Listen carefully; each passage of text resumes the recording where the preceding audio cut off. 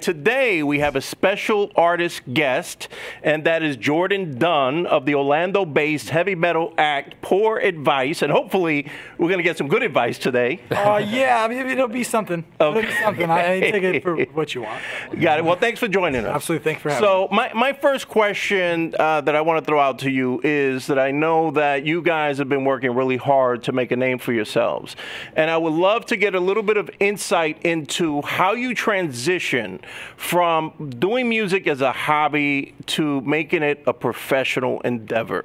In this current incarnation of what we have, it started, I met some guys here at Full Sail in class, and he was just like, hey, you like heavy music? I'm like, yeah. He's like, you like sing? I'm like, yeah. You want to start a band? Okay. And we just started with jamming some songs we had. You know, it was just me, a guitar player, and a bass player.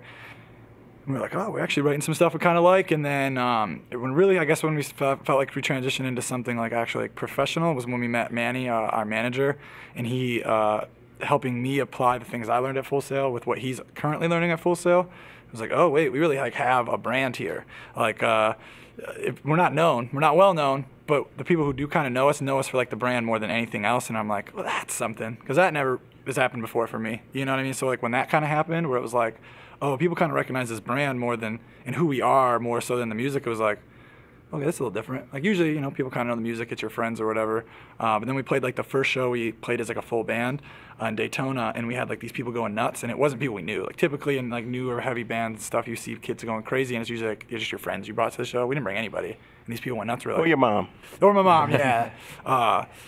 And we saw people like reacting, and I was just like, oh, that's never really had that before. Not strangers reacting in a way we kind of hoped for, and it was like, okay, maybe we're onto something. And then as we started building things and like coming up with ideas together, we were just like, oh wait, we kind of are being professional about this, you know. And I think really when it comes to being in a band, like I don't know if you ever feel professional. I've never been to like a really successful place where I was like, oh, I can do this like for a living, but I don't know if it ever feels professional, because it's about being professional, I think, is more important, right? As a band, like it's, you know, you're going to be professional if you're acting like such. You know, you go to a show, there's no one there, play it like there's a million people there. You know, be professional, and that's when you'll be when you start acting like it, that's when you're a professional band, I guess, to us. And that's like what it felt like. Like when we started treating it as such, that's when it like became. And I would love to learn a little bit from our panelists of experts on their recommendations about where you should go next. So what's the next steps? So, I mean, you guys get out of your hometown, right? So you're playing in Central Florida, and of course you need to play consistently in Central Florida and maybe play every 8 to 12 weeks and repeat that, but always make events out of your shows and give people a reason to come to those shows. Don't just let it be just another local show with 4 bands, but also start getting outside of Florida, within your region, like so outside of Orlando, I mean. So kind of play your region. Don't try to tour the entire coast. Just really try to build up one city at a time, maybe focusing on 4 or 5 markets within the state, and really building those and focusing on building an audience in each one of those cities and getting your music out there. And then, you know, when you do your marketing and your promo online, focusing on those cities that you're playing, kind of backing that up with marketing. To me, I think it's also don't be afraid to do your research. You know, I know like in this particular world, it's not the most attractive word to throw out there. Yeah, but sure, yeah, sure. It's about where do you find bands? You know, where do you find new music that sounds like what you're doing and everything, and then, you know, follow that path that they followed. See, and you don't have to aim for the Rolling Stone or, you know, right, feature or something like that. Find smaller blogs and websites that do features on artists and start working your way up the totem pole. But yeah, use the template that's out there already based on your own interests and try to follow along the same route. Right. Try to set up like something that we do with our artists. We piggyback with other artists. We try to set up our own little tours, our own little show dates, kind of like what Alex was saying, because it's really just going to help bring your band or your fans with their fans. Absolutely. Put you in another market. So that's like it jumpstarts you in that other market by somebody in Miami or Tampa or Daytona.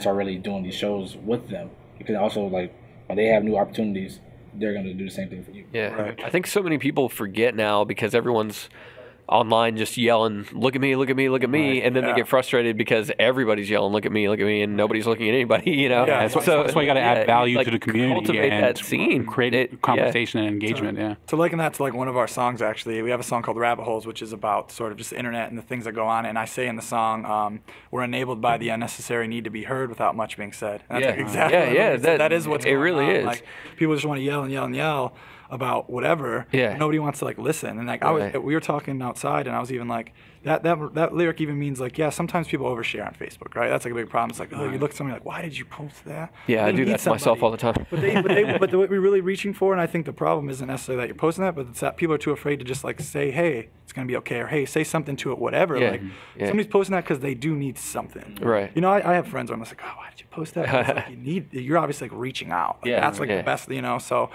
you know, like I said, creating like a sense of kind of a community scene. And one more thing that Alex said, like when you try to start booking shows outside of your hometown, like when you try to go to a new city, it's hard. I mean, you guys know, trying to hit up a venue in Tampa, for sure. You've never played the market before. It's really difficult. And as a promoter, like if you reach out to me, if it's just you and you're expecting me to put a show together, that's so much work for the promoter. Like network with other bands in those markets and bring them an entire show. Like, hey, here's the 4 bands that play. Yeah. And then when you play with the locals, the money doesn't matter in the beginning. Like, you tell the locals, you play for free, you take all the money. We just want to have a room full of people. And get fun. So I love to dig into making money. Clearly, if it's a business, you have to make money at some point.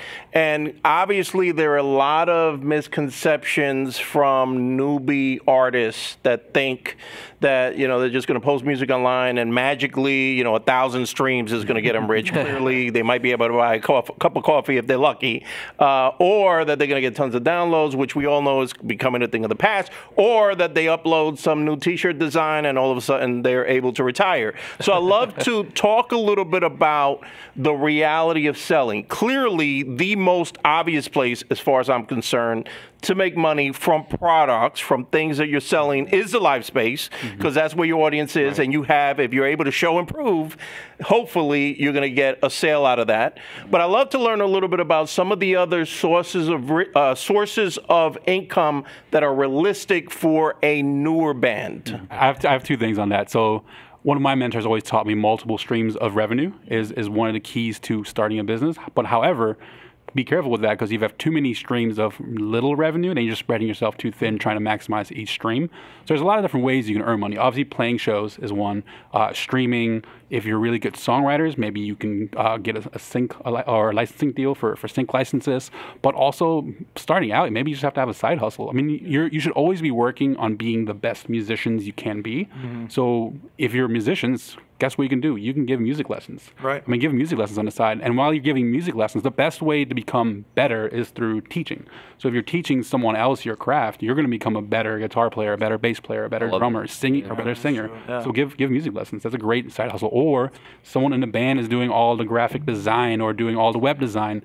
Make that a side hustle. Do graphics and web design for people. If you're learning how a Submit Hub works and learn how to write a press release really well, like do PR work for bands. Like bands are paying for that. The only person that is guaranteed to get paid in the band is the publicist. So do PR for someone. I think like if there's any students in here, they probably roll their eyes when we say SWOT analysis. But you know, again, like you're saying, I love that answer, because you're looking at the strengths of the people that you're working with, right? And then you're putting each person in a situation to succeed.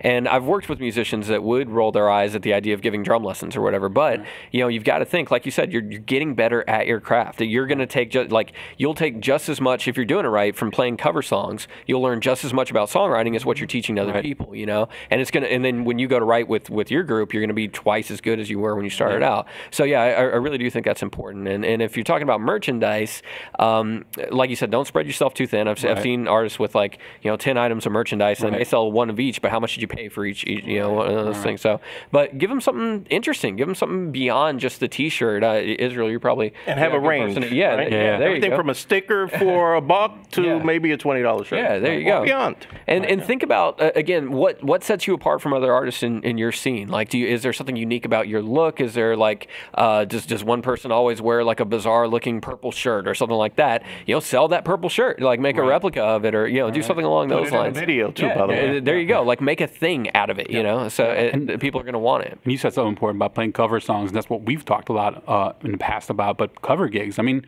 maybe do that under a different name. But if you really are trying to get to a specific scene, so we talked about like trying to find your scenes. Let's say in metal, your scenes in Ohio or New York, wherever it is. How are you going to get there, and how are you going to fund your way there? If you learn how to play covers and you play a bunch of like restaurants and bars along the way to New York and make $400 to $1,000 a night playing covers, I mean, that's going to pay your entire trip. One thing I've always talked to different bands, like our band in the current incarnation wouldn't be the best, but like certain other bands, I'm like, why don't you guys become a wedding band on the side? Learn some covers. Like wedding bands get paid $10,000. Like I worked for a long time. Like you make a lot of money. Somebody needs a metal wedding. Yeah, that's true too. Like we always do is learn the songs they want to hear. Can't be that. You know what I mean? And when you see a wedding, you see what the band has to do. There's a certain aesthetic that they have to go for, and it's like it's got to be fun, like getting everyone going. Right. Not that hard. You can make a ton of money. Yeah. So work on the electric slide. Young thing. With that being said, I want to thank everybody on our table today, and I do want to say that if you're wondering why you're headbanging to an acoustic set, it's because you're checking out Poor Advice. Here they go. It all moves, it keeps going, it never stops. So roll the dice, let risk bring a whole new meaning to this.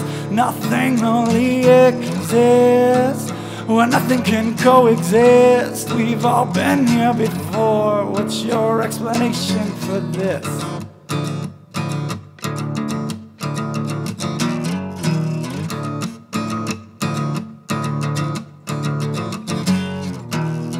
Chances in the details. The manual is a far greater altruist that spins madly unaware.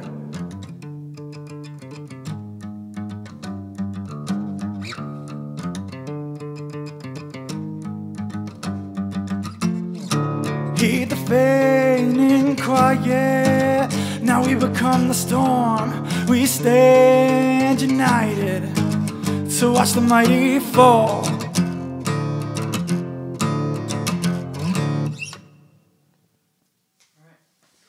Sweet. I think that should be Very good. more than enough.